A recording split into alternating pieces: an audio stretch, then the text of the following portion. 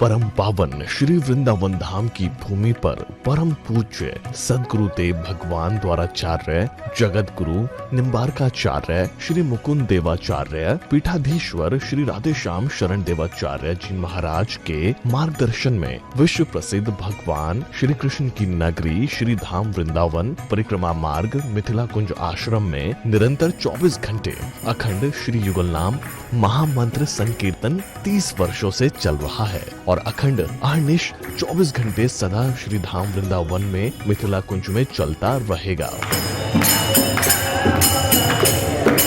आज विश्व भर में अनेकों मंदिर हैं, किंतु भागवत का कोई मंदिर नहीं है। तब हमारे पूज्य गुरुदेव के भजन संकल्प से ये भाव जागा कि श्री धाम वृंदावन में एक अलौकिक भागवत मंदिर बने, जिसमें वृंदावन आने वाले सभी भक्तगण एक साथ संपूर्ण भागवत श्लोक का दर्शन कर सकें।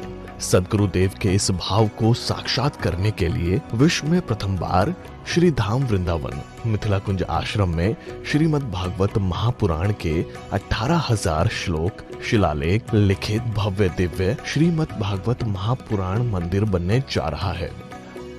आप सब भी इस दिव्य भागवत मंदिर में अपना तन मन धन से सहयोग कर श्री धाम वृंदावन में अक्षय पुण्य प्राप्त करें।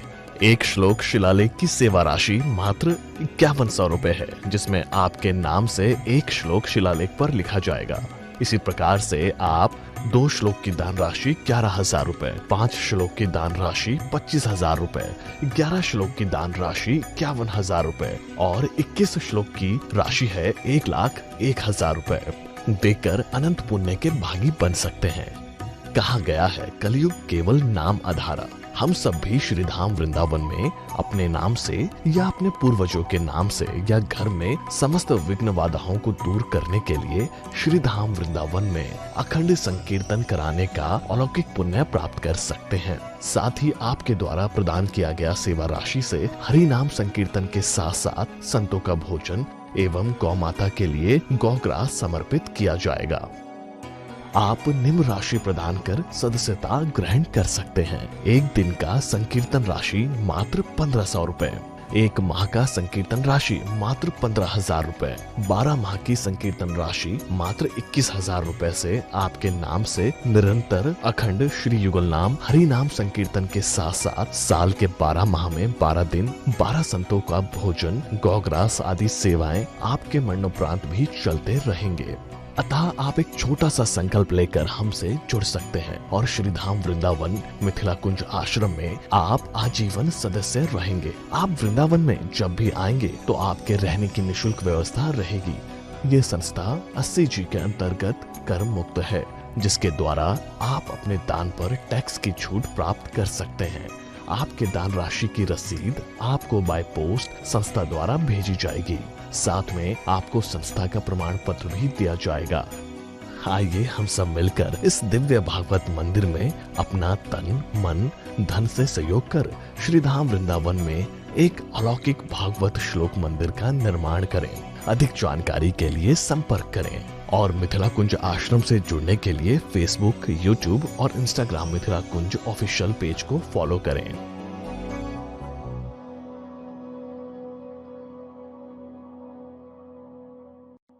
आकाशवाणी सुनकर नारद जी की बात समझ में नहीं आए। नारद जी महाराज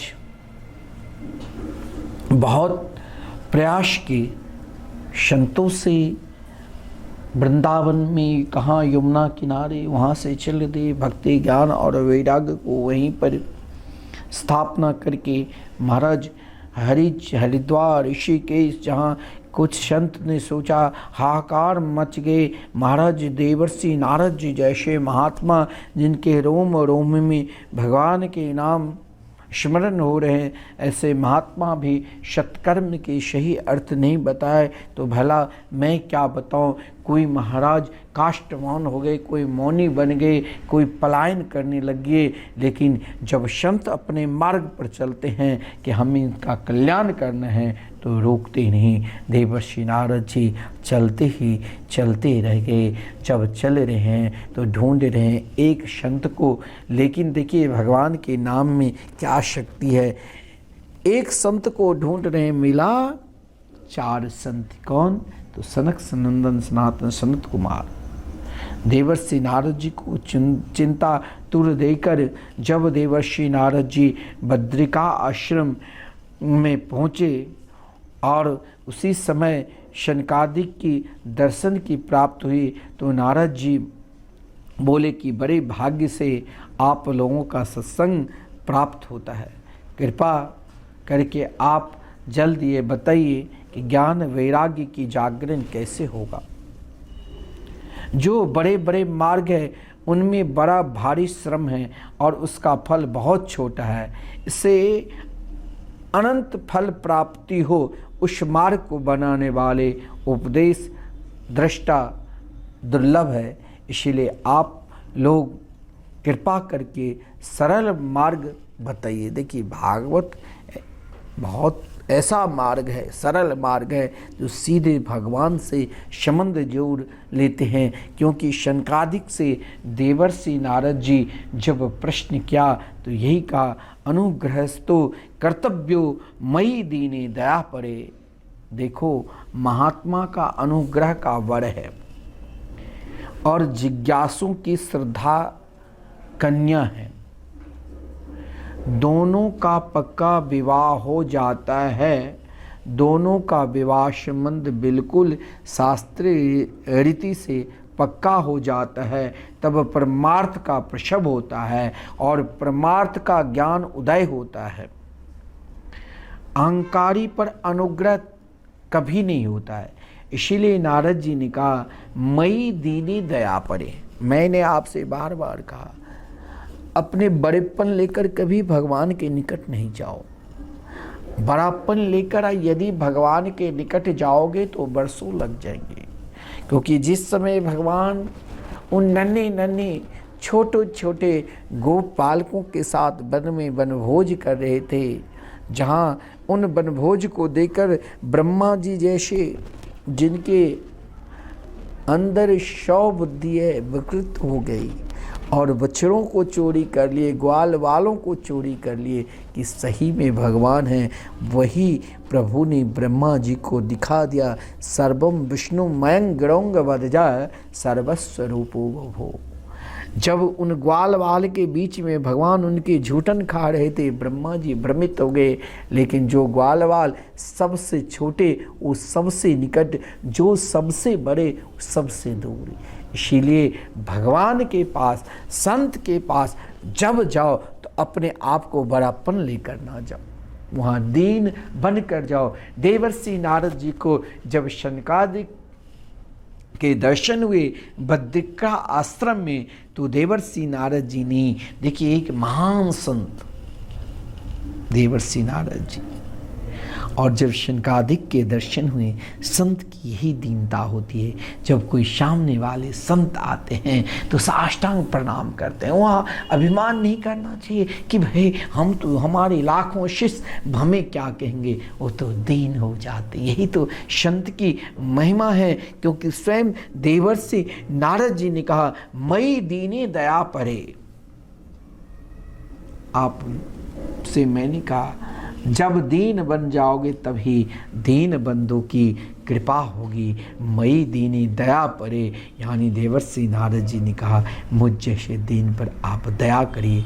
जब हृदय में अहंकार से खाली होता है तभी अनुग्रह आता है। और ये हृदय में यदि अहंकार बना रहता है तो बड़ापन का अभिमान रहता है। और महाराज अनुग्रह तभी होंगे जब मई दीनी दया परे। महाराज मेरे अंदर प्रभु आप कृपा करो, अनुग्रह करो। श्री नारद जी और श्री सनत कुमार दोनों ही ब्रह्मा की ही पुत्र हैं, दोनों समान कक्षा के हैं, परंतु ज्ञान प्राप्त करने के लिए अहंकार को छोड़ना पड़ता है। आप बहुत बड़े वक्ता हैं, कथाकार हैं, अब सामने वाले कोई आपसे कहते हैं महाराज आप कृपा करके मेरे यहाँ आओ, आपके अंदर अभिमान हो जाएगा, अरे मैं इतने बड़े वक्ता, मैं उनके पास कैसे जाऊं? तब आप सही में वक्ता है ही नहीं, आप ढोंगी है। आपको जहाँ भगवान की कथा हो, कोई आपसे कहे महाराज आप मेरे ऊपर भी कृपा करके कथा सुनाइए, तो वहाँ अपने बड़ेपन लेकर नहीं, आप देवर्षि नारद जी से बड़े नहीं हो सकते हैं। लेकिन जब संत मिलन हुआ तो संत मिलन में देवर्षि नारद जी ने यही कहा, मई दीनी दया परे, मेरे ऊपर कृपा करो, दया करो।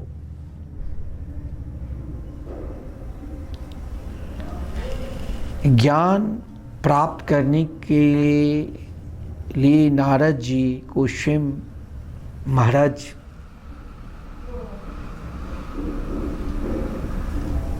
शनकादिक के निकट गए। कारण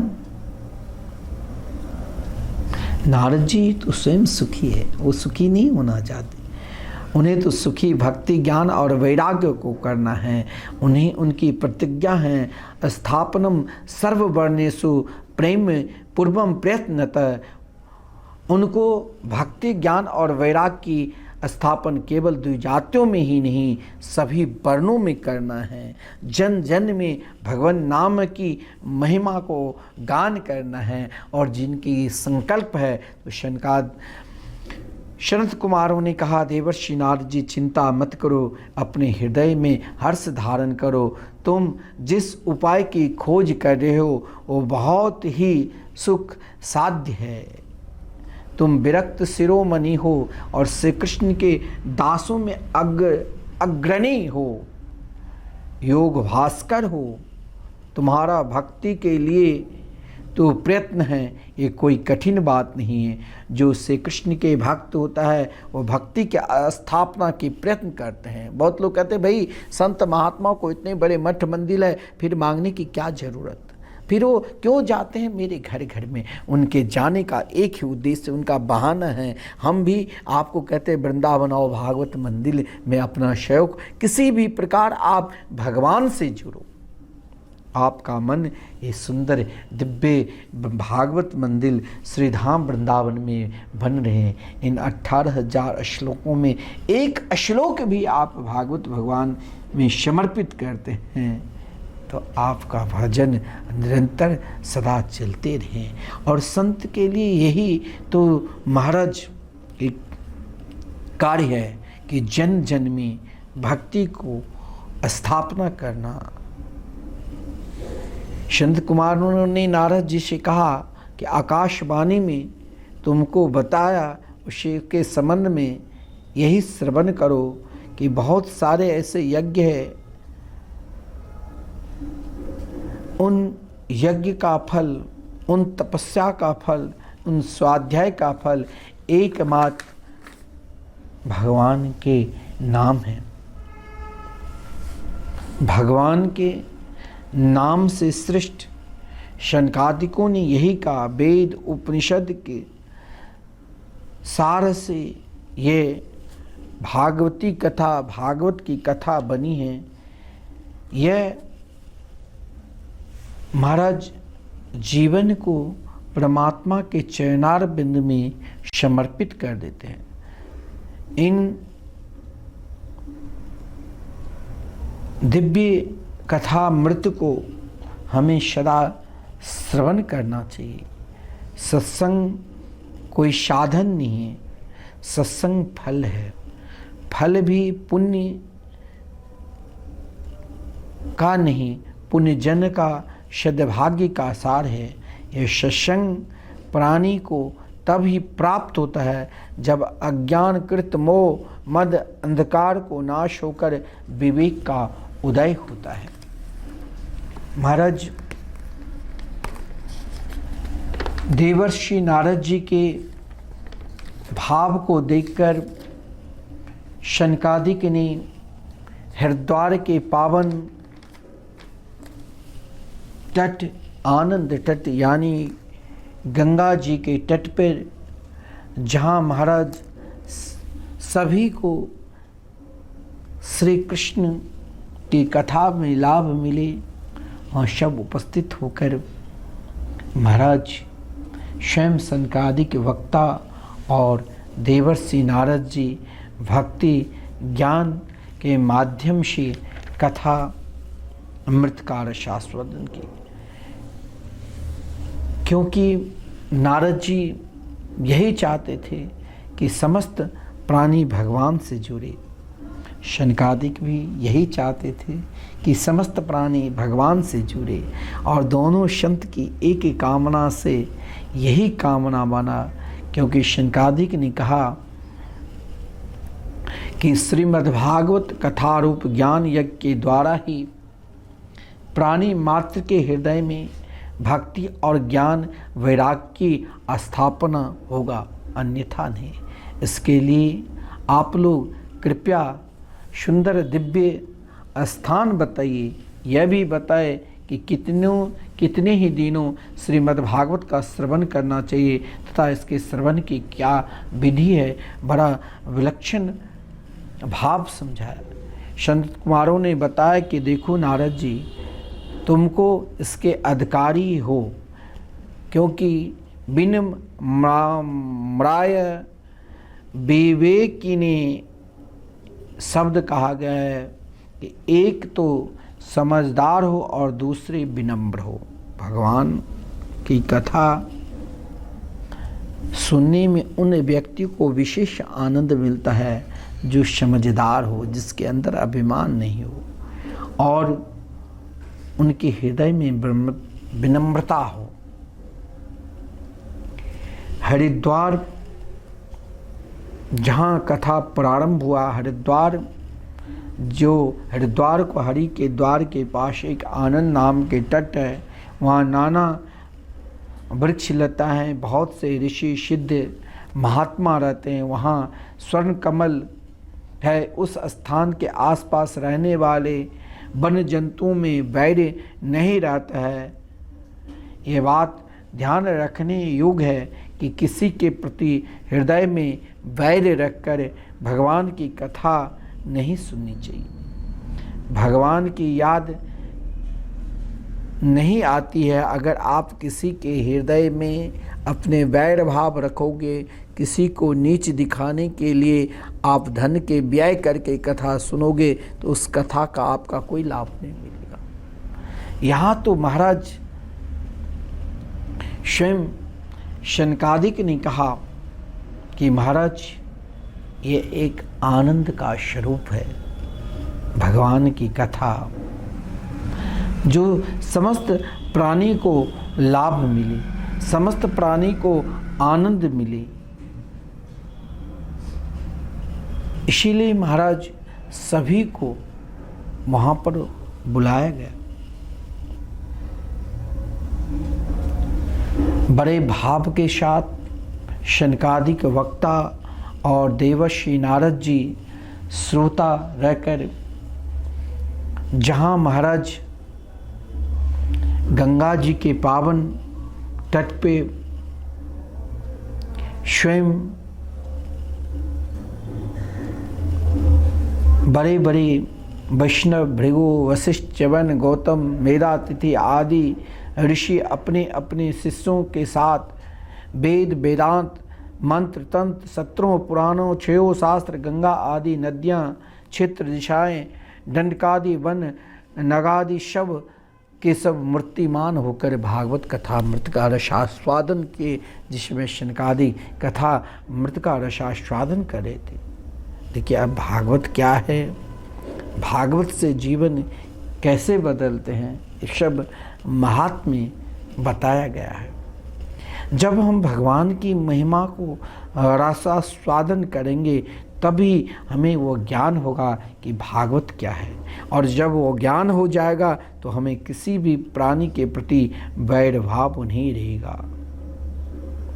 जिसके हृदय में अभिमान था, संत भृगु ऋषि ने कहा भाई अभी अभिमान को त्यागो और ये अलौकिक दिव्य भागवत कथा अमृत का रसास्वादन करो।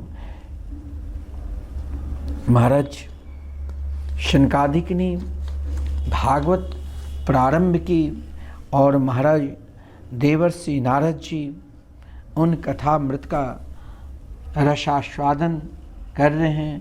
समस्त ऋषि मुनि हमें भी अपने जीवन को भागवत में लगाना चाहिए, क्योंकि भागवत की कथा कोटि कोटि जन्म के जब पुण्य प्राप्त होती है तब इसके श्रवण के लिए हमें सुंदर समय मिलता है। हम भी अपने जीवन को भगवान के चरणारविंद में समर्पित होकर भागवत की कथा मृत का रसा स्वादन करना चाहिए। ये शास्त्र हमारे जीवन को परमात्मा के चरणारविंद में लगाते हैं। देवर्षि नारद जी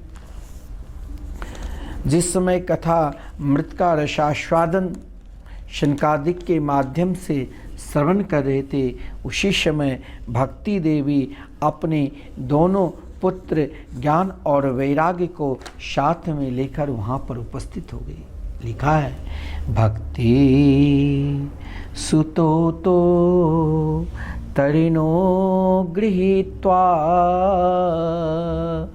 प्रेमे के रूपा सहसा विराशे श्री कृष्ण गोविंद हरे मुरारे नाथेति नामा निमुहुर बदंती।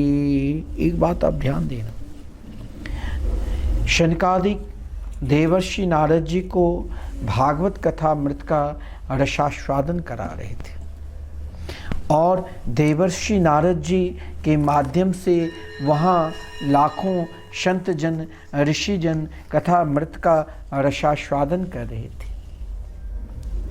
भक्ति देवी भी अपने दोनों पुत्र को लेकर, भागवत का सार तत्व ही है। आप एक बात ध्यान देना, भगवान की नाम, आपकी रुचि भगवान की नाम की ओर लग जाए। आज महाराज आप हाथ में फूल अक्षत लेकर अपने पितरों के नाम से या अपने नाम से या किसी भी घर के सदस्य के नाम से संकल्प कराते हैं, तो और संकल्प कराने के बाद भी वो फल क्यों नहीं मिलता है? ना जाने आज हजारों पाठ एक साथ लोग कराते हैं अपने पितरों के लिए, अपने कल्याण के लिए, उन मृतक आत्मा के कल्याण के लिए। लेकिन वास्तविकता तभी है जब आपके हृदय में भगवान नाम के प्रति रुचि हो जाएगी, तभी आपके पितरों का कल्याण होगा और आपका कल्याण होगा। जब तक आपके हृदय में भगवान के नाम के प्रति रुचि नहीं होगी, तब तक आप चाहे हजारों बार संकल्प लो, उन संकल्प का फल नहीं पूर्ण रूप से आपको मिला है। इसकी परीक्षा यही है भागवत सुनकर, क्योंकि स्वयं भक्ति देवी अपने दोनों पुत्र को लेकर जब उन शनकादिक देवर्षि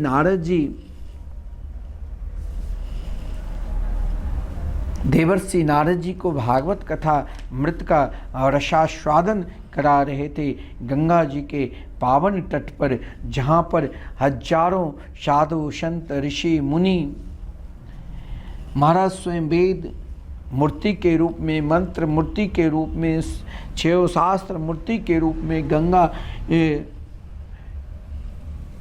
नदी पुष्कर इत्यादि क्षेत्र सब मूर्तिमान होकर कथा मृत का रसास्वादन करते थे।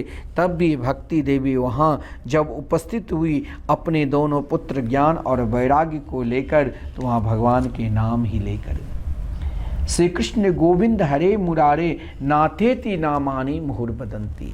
जीवन में जिस दिन भगवान नाम लेने के प्रति आपको रुचि हो जाए, मान लेना हमारे संकल्प पूर्ण हो चुका है।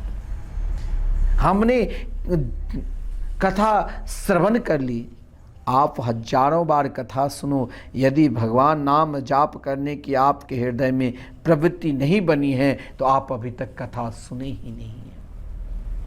भागवत तो वो है जो सीधे आपको भगवान से जोड़ देंगे। भवो सदा चोत्र मनोभिरामात, और भगवान से जोड़ने के लिए एकमात्र उनके संकीर्तन है। देखिए, यहाँ वृंदावन धाम में मिथिला कुंज के प्रांगण में ठाकुर श्री राधा मोहन विहारी के मंदिर में इन परिक्रमा मार्ग में संकीर्तन जो चल रहे हैं, लेकिन इन संकीर्तन में ऐसा नहीं है हजारों लोग परिक्रमा करते हैं, उनकी रुचि भगवान नाम के प्रति क्यों नहीं हो रहा है? वो अभी तक अपने जीवन में सही में सत्संग नहीं किया। और ऐसे भी व्यक्ति है जिसकी रुचि महाराज एक क्षण के लिए वहाँ आकर नाम भगवान के शरण में आते हैं। देखिए, भक्ति देवी जहाँ लाखों साधु संत समस्त तीर्थ समस्त ऋषि शास्त्र उपस्थित है, वहाँ भक्ति देवी कोई और गीत नहीं गाए, वहाँ गीत गाए तो श्री कृष्ण नाम के। यानी हम सभी को समझाने के लिए भाई आपके जीवन की सार्थक तब भी है जब आप भगवान के नाम से जोड़ते हैं। मैं भी आपसे कहता हूँ, आप वृंदावन धाम में जहाँ अखंड संकीर्तन चले, निरंतर युगल नाम महामंत्र है नाम संकीर्तन लगातार 30 वर्षों से आप भी अपने नाम से संकीर्तन कराइए। आप अपने बच्चों के नाम से, आप अपने पूर्वजों के नाम से एक दिन का 1500 आप रोज़ श्रवण करते ही हैं टीवी चैनल के माध्यम से, या आप अपने नाम से आजन्म संकीर्तन कराए। और ये जो एक अलौकिक, ये विश्व में प्रथम बार श्री राम वृंदावन में भागवत मंदिर बनने जा रहे हैं। सभी वक्ताओं को भी मैं, कथाकार को जो भगवान की कथा बोलते हैं, आप भी इन भागवत मंदिर में सहयोग करके अलौकिक वृंदावन धाम कोई भी प्राणी आवे तो एक साथ श्रीमद् भागवत महापुराण के 18,000 श्लोक एक साथ दर्शन करे। वो कोई श्लोक नहीं, साक्षात भगवान नाम है। नाम भगवान की मूर्ति को यदि आपको स्थापना करना है तो श्रीधाम वृंदावन में इन भागवत मंदिर में अपना सहयोग कर ये अलौकिक लाभ को प्राप्त करे, जिन लाभ को स्वयं भक्ति देवी कहती है, भक्ति सुतो तो तरिनो गृहीत्वा प्रेमे के रूपा सहसा विराशित श्री कृष्ण गोविंद हरे मुरारे नाथेति नामा निमोर बदंती।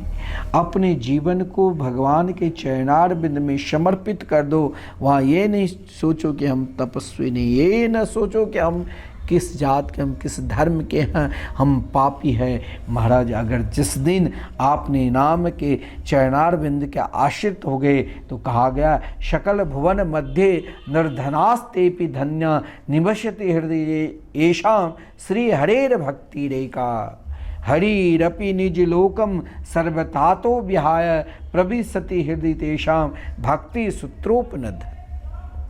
इस भुवन लोक में वही धन्य है जो भगवान के नाम का आश्रित है। अगर आप भगवान की कथा सुनते हो या भागवत कथा के संकल्प करते हो, यदि आपके हृदय में भगवान के नाम के प्रति रुचि हो जाए तो आप प्रत्यक्ष मान लेना कि मेरी कथा सुनने का फल मिल चुका। यदि आपकी रुचि भगवान नाम के प्रति नहीं है तो मानना कि हमें अभी कथा और सुनना है। हमें ये कभी सोचना नहीं चाहिए हमने बहुत कथा श्रवण कर चुकी, हमें बार बार भगवान नाम की महिमा की ओर, भागवत महिमा की ओर आगे बढ़ना है और निरंतर श्रवण करना है। आइए दो बार हम सब भी भाव के साथ यही पुकारे कि राधे कृष्णा कृष्णा कृष्णा राधे राधे राधे श्यामा राधे श्यामा श्यामा श्यामा राधे राधे। श्री वृंदावन विहारी लाल की जय।